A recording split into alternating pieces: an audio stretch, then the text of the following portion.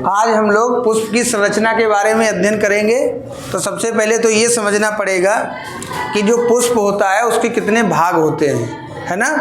तो पुष्पों की अगर हम बात करें तो पुष्प हमारे दो तरीके के होते हैं, एक लिंगी पुष्प और द्विलिंगी पुष्प। लेकिन अगर हम बात करें कि कोई आदर्श पुष्प या पूर्ण पुष्प है उसके कितने भाग होते हैं, तो आंसर है कि पुष्प के कितने भाग हैं, 4 भाग। इन चारों भागों को हम लोग क्रम से पढ़ेंगे। सबसे पहले अगर हम पुष्प को बाहर से अंदर की ओर स्टडी करते हुए जाएं, अध्ययन करते हुए जाएं, तो सबसे बाहर हमें पुष्प में एक हरी पत्ती के समान रचना दिखाई देती है, जिसे हम लोग बाह्य दलपुंज यानी कि कैलिक्स कहते हैं। तो पुष्प की जो सबसे बाहरी संरचना है उसका नाम क्या है, बाह्य दलपुंज। ठीक है, बाह्य दलपुंज। इस बाह्य दलपुंज को हम लोग इंग्लिश में कैलिक्स कहते हैं। कैसा होगा ये, हरे रंग का। प्रायः सारे पुष्पों में देखने को मिलेगा कि पुष्प के सबसे बाहर साइड में एक हरे रंग की पत्ती जैसी रचना होती है, जो असलियत में पत्ती नहीं है बल्कि क्या है कि पत्ती जैसी है। इसे हम लोग क्या कहेंगे, बाह्य दलपुंज। और ये बाह्य दलपुंज बहुत सारे बाह्य दलों से मिलके बना है, यानी जो बाह्य दल है वो बाह्य दलपुंज की इकाई माना जाता है। बाह्य दलपुंज हरे रंग का होगा, इसलिए इसका एक बहुत इंपॉर्टेंट फंक्शन हो गया। क्या कार्य है इसका, कि जो बाह्य दलपुंज है वो हरे रंग का है, इसका मतलब इसमें क्लोरोफिल पाया जा रहा है। और जब क्लोरोफिल पाया जाएगा तो सीधी सी बात है ये प्रकाश संश्लेषण करेगा। दूसरा इसका काम क्या है, पुष्प के सबसे बाहर साइड में ये है, इस वजह से पुष्प के अंदर के जो 3 चक्र बचे या 3 भाग बचे, उन अंदर वाले तीनों भागों की रक्षा करेगा जब वो अपनी शुरुआती अवस्था में होगी, यानी बड कंडीशन में पाया जाएगा। ठीक है, तो इसके कितने काम हो गए, मुख्य रूप से 2 काम। एक तो अपने से अंदर उपस्थित सभी चक्रों की रक्षा करेगा, और दूसरा हरे रंग का है इसलिए प्रकाश संश्लेषण करेगा। और इसकी इकाई की बात करें तो इसकी इकाई कौन हो गई, बोलो, बाह्य दलपुंज। बेटा पुंज माने ग्रुप होता है, समूह होता है, इसीलिए आप पुंज हटा दीजिए, केवल बाह्य दल कहलाएगा। तो इकाई इसकी कौन हो गई, बाह्य दल, जिसे इंग्लिश में हम लोग सेपल कहते हैं। ठीक, इसके बाद हम लोग दूसरी तरफ चलते हैं। दूसरी तरफ का मतलब सबसे बाहर वाले चक्र से अंदर की ओर। मैंने अभी बताया पुष्प में सबसे बाहर ग्रीन साइड का है, ग्रीन कलर का है सबसे बाहर साइड में। तो जो हरे रंग का है, यानी कि आपको एक पुष्प के माध्यम से मैं थोड़ा समझाने का प्रयास करूंगा। जैसे ये पुष्प है, तो इस पुष्प में आप देखिए कि मैं पुष्प का वृंत यानी उसका डंठल पकड़े हुए हूँ, और पुष्प में सबसे बाहर साइड में ये मैं पकड़ रहा हूँ, जो ये हरे रंग की रचनाएं दिखाई दे रही हैं। तो यहाँ पर ये जितनी भी हरे रंग की ये रचनाएं हैं, इनको हम लोग क्या बोलेंगे, बाह्य दलपुंज। सारी मिलाकर के बाह्य दलपुंज हैं। लेकिन अगर मैं पूछूं एक क्या है, तो ये बाह्य दल है, ये भी क्या है, बाह्य दल है, ये भी क्या है, बाह्य दल, ये भी। तो जितने सारे अलग अलग हैं, अगर मैं पूछूं इस बाह्य दलपुंज में कितने बाह्य दल हैं, तो आप गिन लीजिए 1 2 3 4 5। इसका मतलब बाह्य दल कितने हैं, 5। और पूरे 5 को मिला के क्या बोलेंगे, बाह्य दलपुंज। ठीक है ना। और अगर बाह्य दल की अंग्रेजी पूछें तो भाई सेपल हो गई, और बाह्य दलपुंज अगर कहें तो पूरा कैलिक्स हो गया।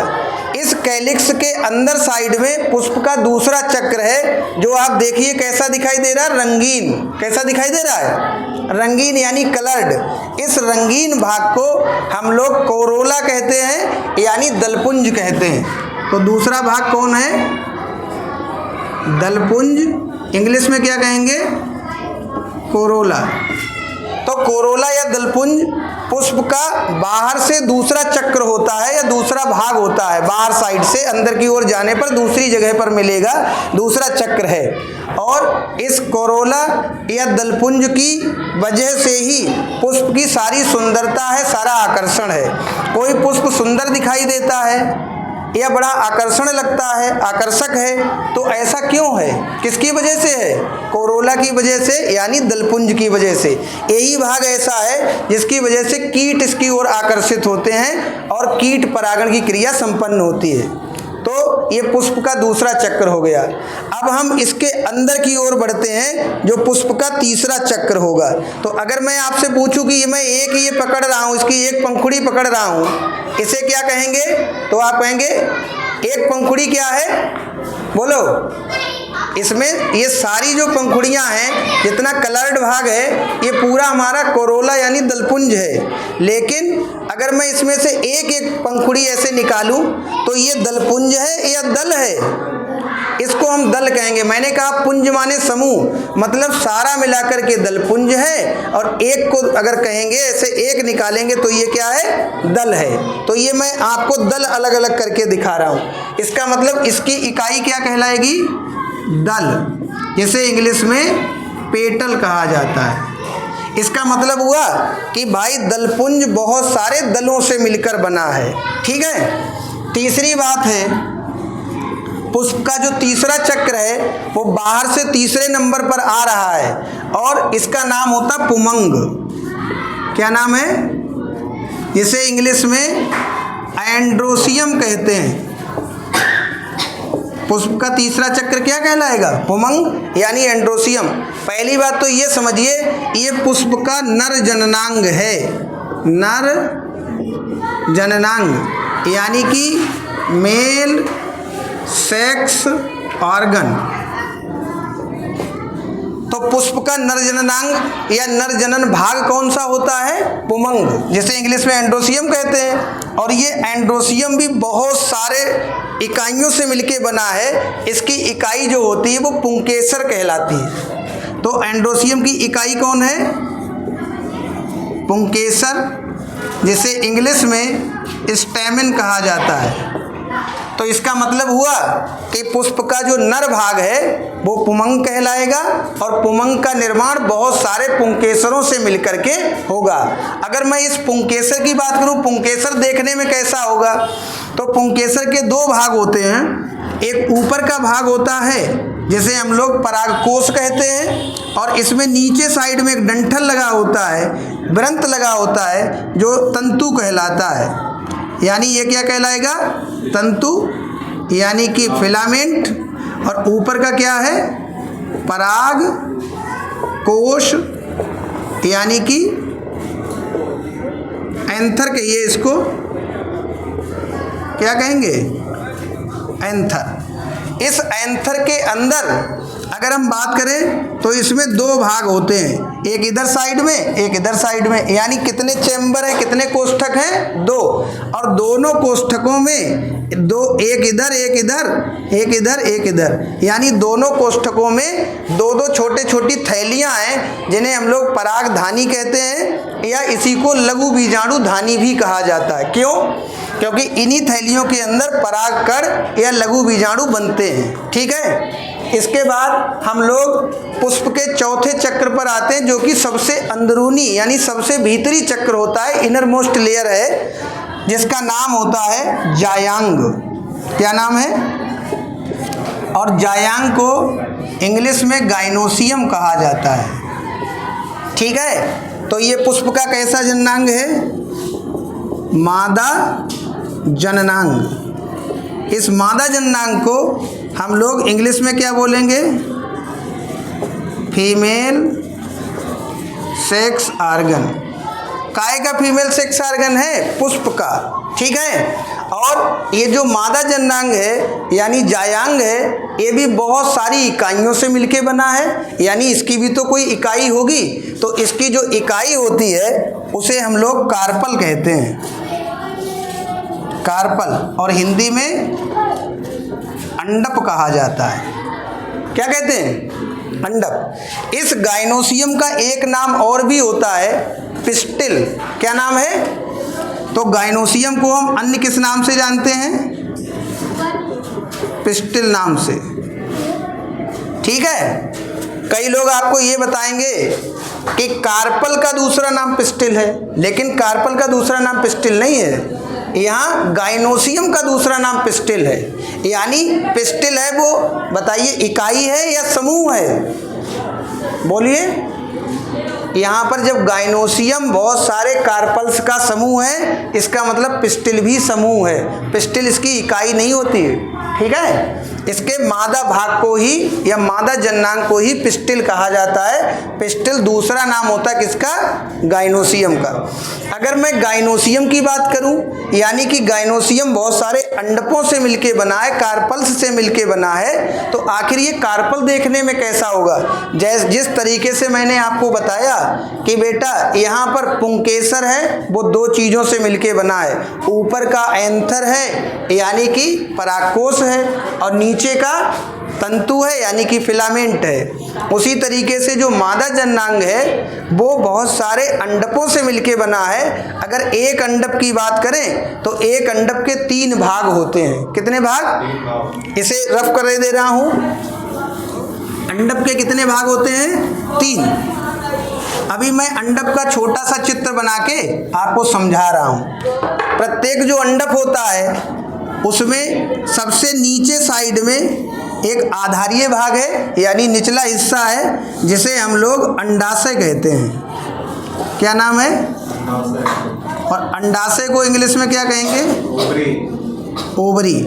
इस ओवरी में ऊपर साइड में एक छोटी सी गर्दन जैसी निकली होती है, जिसे हम लोग वर्तिका कहते हैं, और वर्तिका को इंग्लिश में स्टाइल कहा जाता है।